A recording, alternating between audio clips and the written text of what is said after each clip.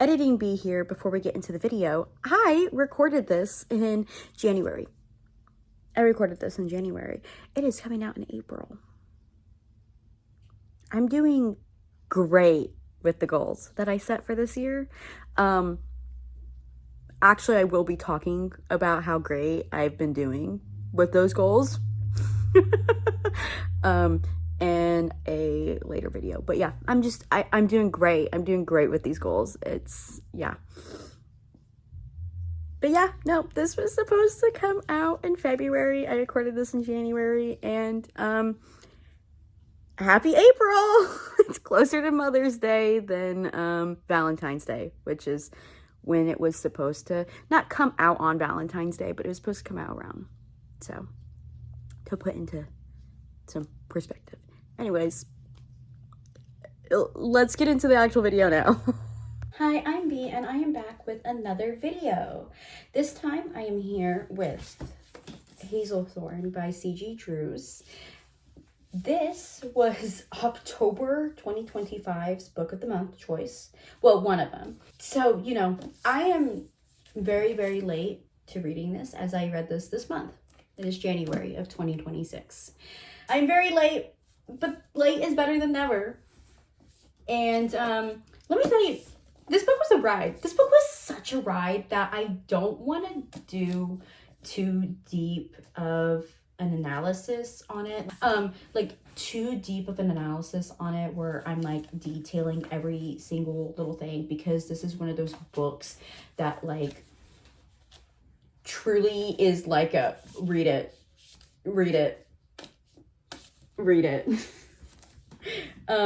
type of things. Like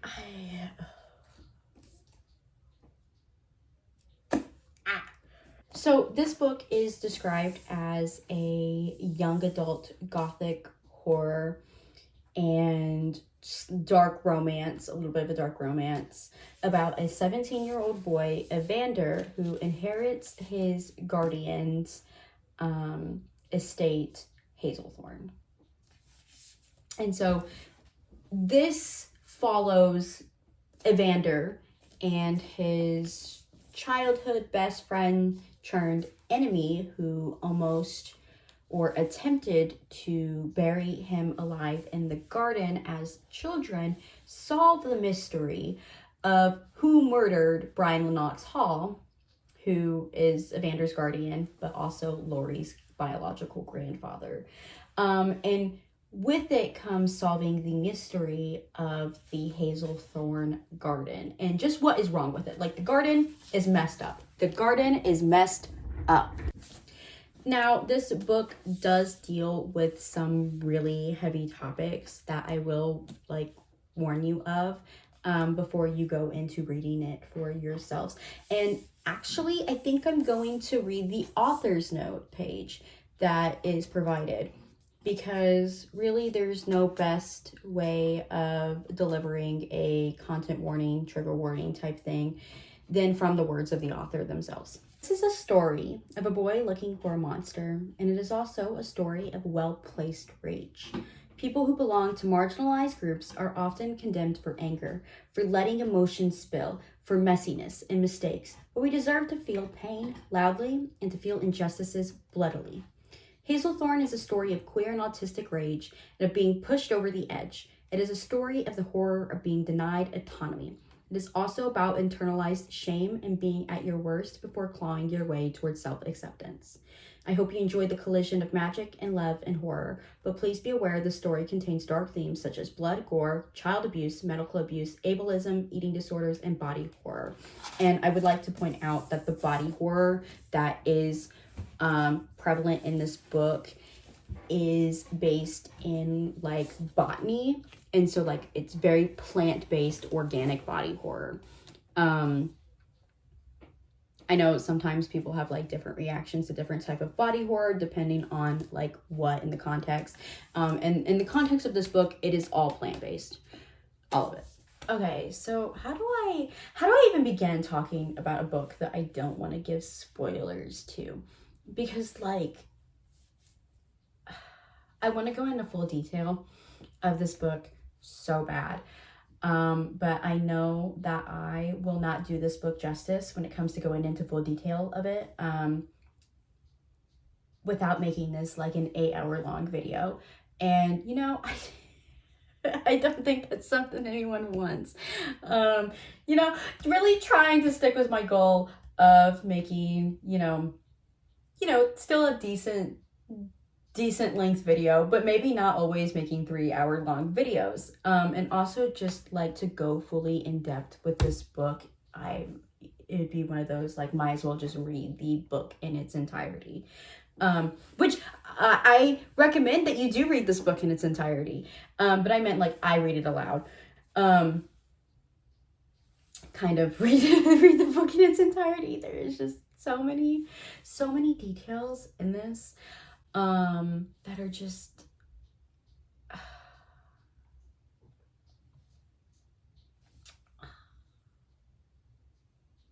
maybe I should just talk about my thoughts on the book. So this story follows Evander and how he has come into being the heir of the Hazelthorn estate after Brian Lennox Hall, his guardian, dies. And he actually witnesses his death and notes how it seems like there is a plant in there like withering and coming out, and that Brian Lennox Hall was poisoned, whereas everyone else in the book is saying that it was an aneurysm. Evander is like, no, it was a murder. And so this follows him reluctantly, very reluctantly, teaming up with Laurie, who is the biological grandson of Brian Lennox Hall. And it's a reluctant team up because they were childhood friends turned enemies after an incident when they were 10, where Evander is being buried alive by Laurie. And they team up because Laurie is not in the will, but is also like the only person who does not want to drug Evander at any given moment in which Evander starts to question things or gets upset. That's like something that happens like throughout this book, is as he's questioning the death of Lennox Hall, and as he's questioning the motives of the other people, and as he like starts to, you know, realize he has autonomy and it's no longer being stripped away from him, and he asks questions, a lot of people's responses are to be like, hey, I think your medicine's in the cabinet, let's go get that, buddy. Laurie is like the only one who's like against that and is like, let's not medicate you if you know, like, let's not medicate you just because you're asking a question nobody wants to answer. That is like a direct quote. He literally is like, I'm not going to drug you for asking questions that nobody wants to give you the answer to. But it follows them figuring out like who did it, and whether or not the attorney is lying about Laurie not being in the will whatsoever. And as it goes on, you start to see that there's something wrong with the garden and how the garden responds to specifically Evander. And as it like goes on in the book, and as they like learn more about the garden, or well, really as Evander learns more about the garden, because something that happens throughout this book is that Laurie knows a lot more than Laurie likes to let on, but he just does not like to talk about it and what is wrong with the garden. He has his own trauma also related to Evander, and it's not the burying Evander alive situation.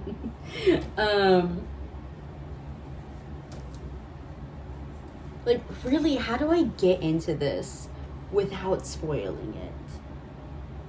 Like, too terribly much. Like, how do I relate the body horror that happens in this book? Like, well, okay. I guess, like, what I can say, like, without getting spoilers, is that as they're, like, progressing through, and as they're learning more about the garden, which I will say this because, like, you find this out relatively early enough, the garden is alive and messed up, and it is because you can make sacrifices to the garden for riches. And, like, that's why everyone is kind of like, hey, Evander, stop questioning things, because they want to keep the estate, like, wrapped up for themselves, and they don't want to get, like, investigators involved. Because then that means, like, releasing information on the garden and the riches, and they don't want to do that. They're greedy. Like, all the characters in this book are, like, so like, greedy to the point that they are willing to kill others, in order to get, you know, riches in the form of a blood ruby. As they're learning more about, like, the garden and the fact that you can sacrifice to the garden for rubies, essentially money, Evander slowly becomes more and more, like, drawn to the garden, and as if he's being called to it. And at one point, like, in the book, he is told that the garden wants him back, and that's not explained for a while. But after that point, Evander starts to notice that he's, like, growing roots, literally growing roots. There's a lot of descriptions of how he feels like he has, like, flowers and vines growing in his lungs and his throat, and that he constantly tastes dirt under his tongue. And at a couple of points, he's, like, craving blood. Like, he eats a steak, and there's, like, it's a bloody steak, and so he, like, licks his plate clean of all the blood and like, stuff from that. God, I want to spoil it. I want to spoil, like, why this happens, but it's so, I can't. So instead, I'm going to talk about the author's writing style, because I love it. I think, like, the first, like, 2 pages going into, like, a couple lines of, like, page 3 is, like, so, like, it was such a good start to the book, and I'm going to read that. He knows what it is to be buried alive, the feeling of dirt in his mouth, and the quiet fitting around him like a well-tailored grave. Sometimes Evander still tastes it under his tongue, that rich earth clotting between his molars. He should have grown out of the memory by now, but he belongs to it, and not in a gentle way. Sometimes he feels like he's still outside, moldered down to the bone, with roots woven through the soft tissues of his lungs and rot spilling from the remnants of his ribcage. No one saved him in time. He was never dug back up. Maybe all that's truly left of him are white bones in the garden, and his ghost is the thing now rattling around the hollow expanse of his bedroom in the ancient moth-eaten manor of Hazelthorn. Except ghosts don't develop blood blisters along their arms after being viciously pinched, and Evander has just given himself his 4th wealth of the evening, a little shock of pain for proof of life. The grim sky has brought on an early twilight, and the gloom has put his mood through the floor. It gets to him, sometimes, how lonely he is. Only the elderly butler flits in and out of his room every day, bringing doses of thick, milky medicine that makes Evander feel sluggish and dulled. He'll flop onto his bed and stare at the wallpaper until the pattern of dead-eyed fawns and bloody thorns stops spinning and the loneliness passes. Then he wakes, and it begins again. The same and the same and the same. He gave up screaming a long time ago. All that's left is to let the quiet thicken about him like a shroud as it runs a tongue along the rim of his ear, forcing him to listen to every noise he hates drifting in from the cracked open window. the hushed whispers of trees, the trill of night birds and cicadas as they filter between the many walled gardens and humid breeze riffling through the laureled hedgerows. The smell of summer is relentless, an unfettered punch of evergreens and florals, overturned soil and tree sap, and life, life, life. He could slam the window shut, but then the garden wins. 17 years old and afraid of the outdoors? Pathetic. But it's just that when he looks at the garden, he thinks of blood. He thinks of the shovel coming down. He thinks of dirt hitting his face. He thinks of the accident, as his guardian calls it. It was an attack, and you know it. He's in a slouched U shape with the book 1 inch from his nose, his legs halfway up the engraved scroll work, and his neck at a crooked angle against the velvet upholstery. The cushions are over 100 years old, and the emerald dulled to decayed black that matches everything else in his musty room. It's all rotting, the Hazelthorn estate, and he's rotting alongside it. I feel like that snippet is not like enough to just really get into the writing style as a whole, but like the use of like botany and like plant language and like even insects and like rotting is used throughout the book to describe not just like the scenery and the fact that everything is literally rotting and falling apart and the plants are part of the reason why, but just like how Evander feels about things and Evander's thoughts about things. The use of like florally language in a grotesque way, albeit, is so like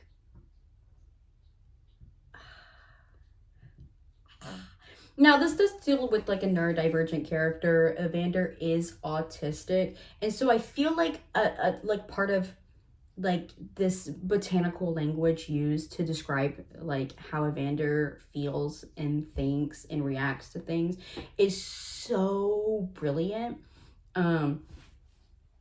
I'm neurodivergent myself, and when it comes to like describing how I feel about things and like getting my emotions across, I also find that I go into like the most like unconventional like method of going about it. Instead of being like I feel, you know, overwhelmed, instead I also say I want to rip my skin off and pin it to a wall so I don't have to deal with it. That is something that he says. It's along the lines of how he wants to peel off his skin and pin it to the wall, like the gossamer wings of an insect, which is stunning. But he's like overwhelmed, and so that's why he wants to do it. And like me too. Like me too. Like I will also go about in that manner or way of describing how I feel instead of, again, just directly being like, oh, I'm really upset or I'm like really anxious. But I feel like I am choking and my lungs are very full. And I feel like I am tasting, you know, blood in my mouth because I am so upset and so anxious. And is this my blood or am I overthinking the blood of my mouth right now? It's just, I love it. And also you see like neurodivergent responses to things. And a very like raw way. Like when Evander is trapped in his room for 3 days with no food, no water, he paces the room until he no longer can pace the room anymore. And then at that point, he sits himself on the floor and he begins to chew on his wrist out of like stress, because he's been locked in a room for 3 days. No food, no water, by the way. And there's only so much pacing you can do before you start to like genuinely go a little crazy, for anyone. But for Evander particularly, it elicits the response of him sitting down and chewing on himself. I don't know how many people like have come to that feeling of like overwhelm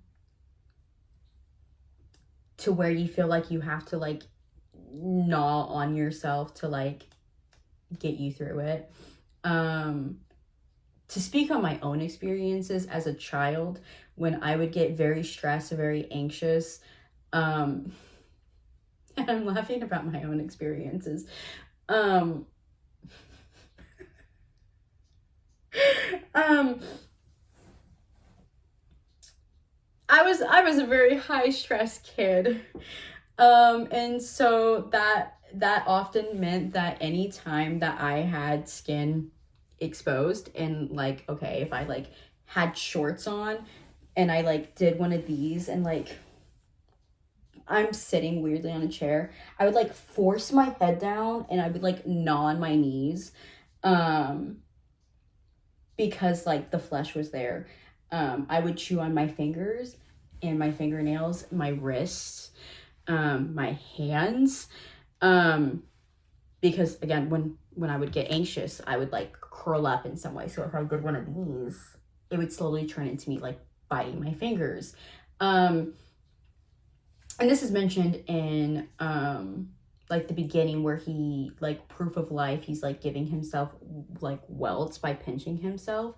I would do something similar and would like do one of those, or I'd like rip at my scabs unintentionally, or create scabs and then rip at them. Like, that being said, like you see like these responses that like actual people have when they're overwhelmed, and just it's very raw. It doesn't just like diminish it. It doesn't just go, oh, and he went and he bit himself. It like gets into his thought process as he's biting himself. And I feel like when it comes to showing or like writing neurodivergent characters, like especially when it comes to autism, you don't see, like, a lot of authors don't want to get into the, I don't want to say ugly, because it's not necessarily that, but like how it really can be. Like, a lot of times when there's an autistic character or even a character with ADHD, because I find that with my ADHD, again, I react very similar to Evander, and maybe I need to be reevaluated for autism. Maybe when I was tested when I was 7, they were wrong. I don't know. My teachers were convinced. All of my coworkers are convinced that I am. This book made me question if I needed to be reevaluated, type of thing. I feel like when it comes to like characters who have these types of responses, it's never really gotten into. Like, you only ever see the like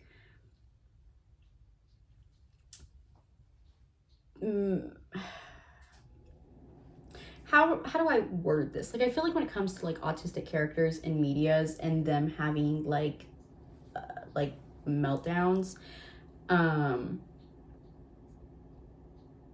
you get scenes more like the doctor from The Good Doctor and the whole I am a surgeon type of things, and not like the sometimes when us neurodivergent people have meltdowns, we have very quiet ones that end up resulting in us unintentionally harming ourselves in some way, shape, or form. For Evander, it's pinching himself until he welts, and chewing on himself. Honestly, same. I do the same thing. I don't know. It's just really nice, as weird as that sounds, to like see it written, to see like an honest to God like meltdown written by someone who is autistic. Editing B here. I forgot to mention that the author of the novel, C.G. Drews themselves, they are autistic, and that is why I said it's refreshing to see a meltdown written by an actual autistic author. And so, like, I really appreciate that in the book.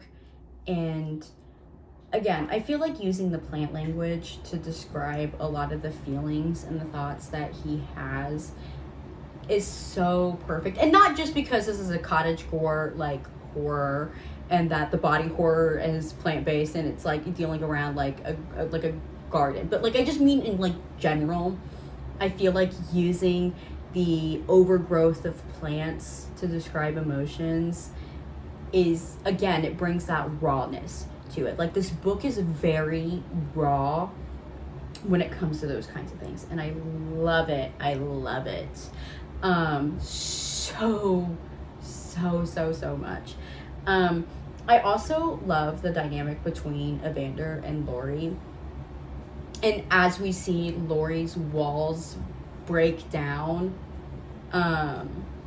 and also seeing like Evander let his walls break down. Like, Evander is kind of like, he's very touch adverse, and you see that with every single character. But when it comes to Laurie, as things progress between the two of them, you start to see him slowly like let him be touched, like let himself be touched by Laurie.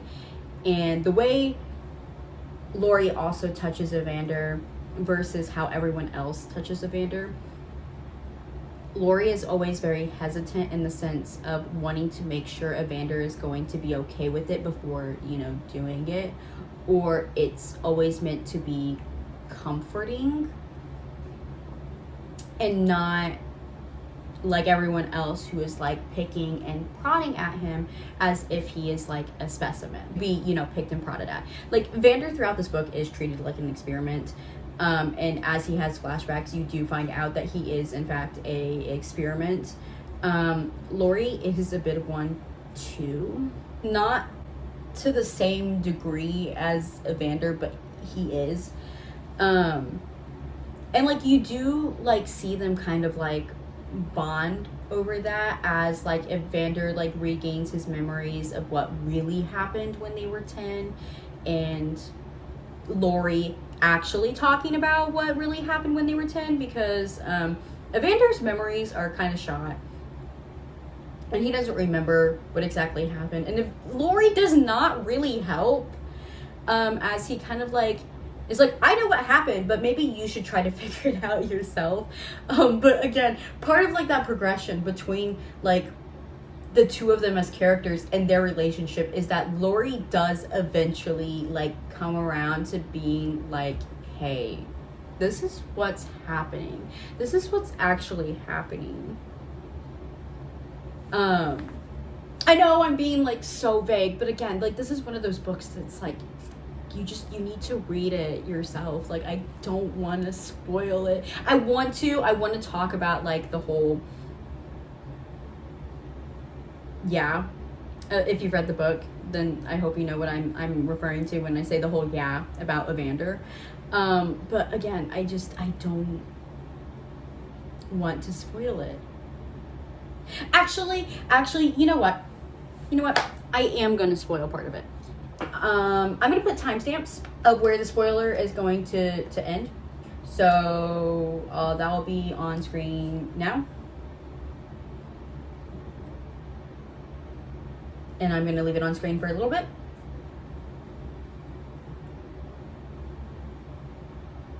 All right.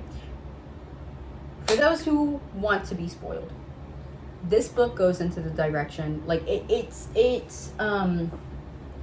there's a lot of like foreshadowing that it's going in this direction, and I'm so glad it did. But Evander is the garden. And what I mean by that is, as a child, Laurie sacrificed a little bit of his blood to the garden in hopes of having a friend because he was very lonely. And he wasn't actually burying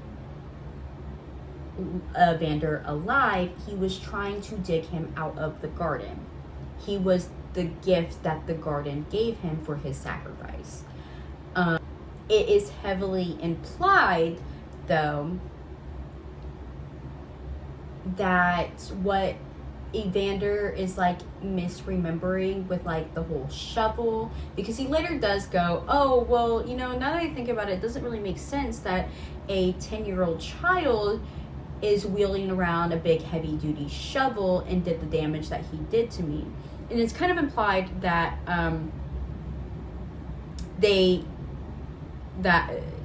Brian Lennox Hall tried to actually get rid of Evander himself when he realized what Laurie did with the sacrifice, before later turning it into an experiment to see just how regenerative,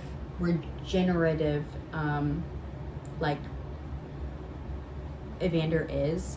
What I mean by that is, like, throughout the book you find out that they're taking pieces of his bones and they're trying to transplant them and create other Hazelthorns, essentially, and like expand what the Hazelthorn garden is able to do.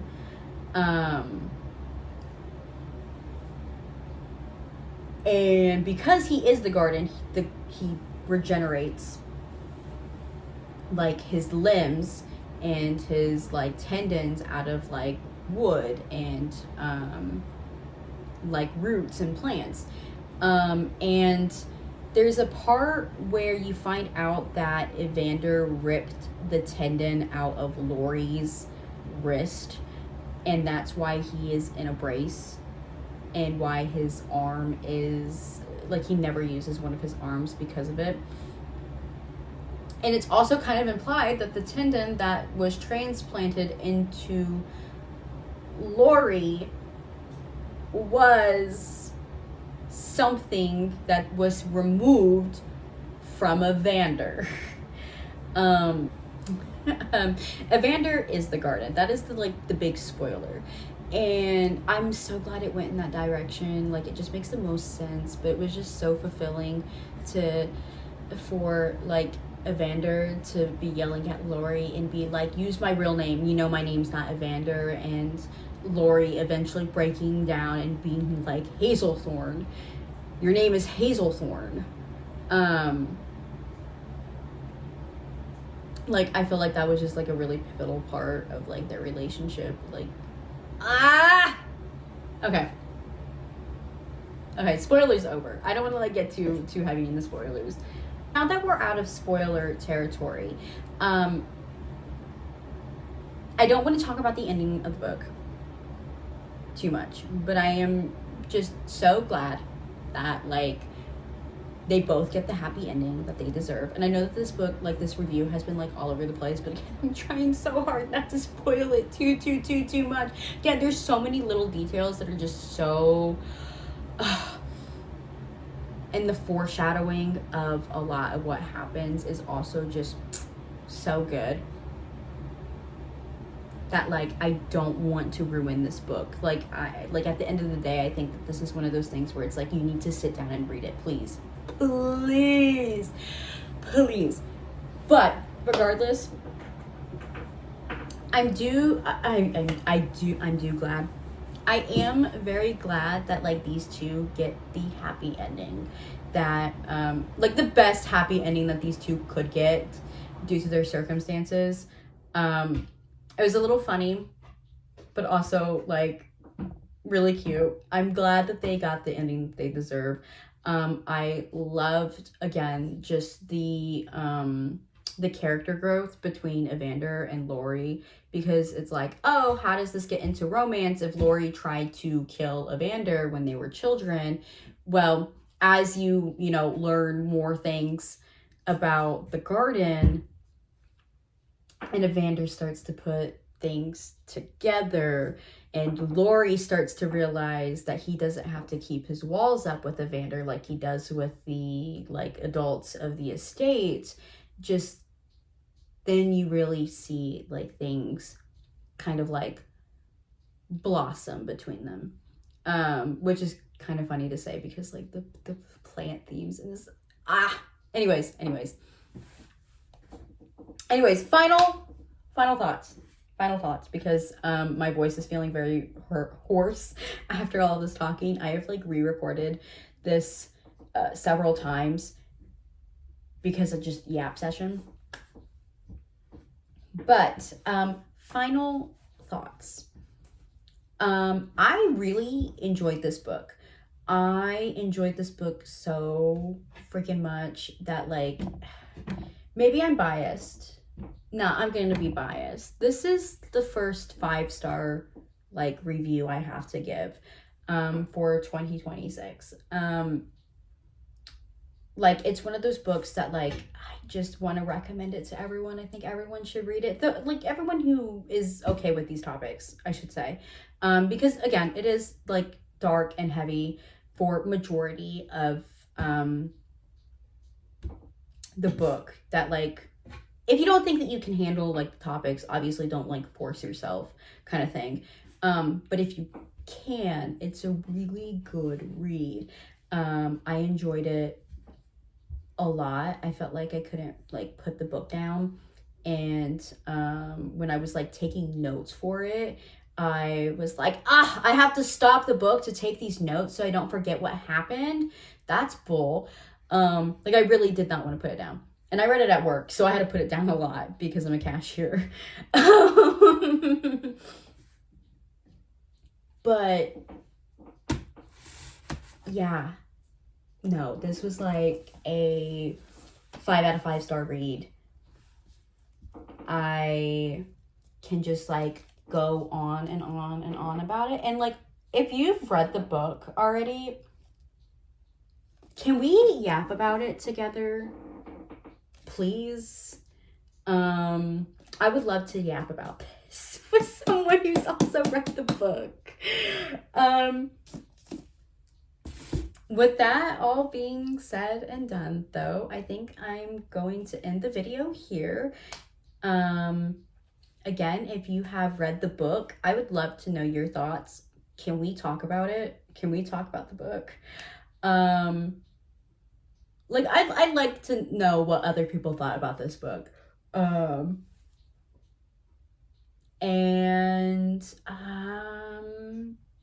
do plan on reading Don't Let the Garden In, and their releases that are coming out. Like, one of them is called You Did Nothing Wrong, I think, and then one called Scorpion Deep. Those aren't out yet, but I'm very interested in those books, and when I do read those, should I touch on those books here?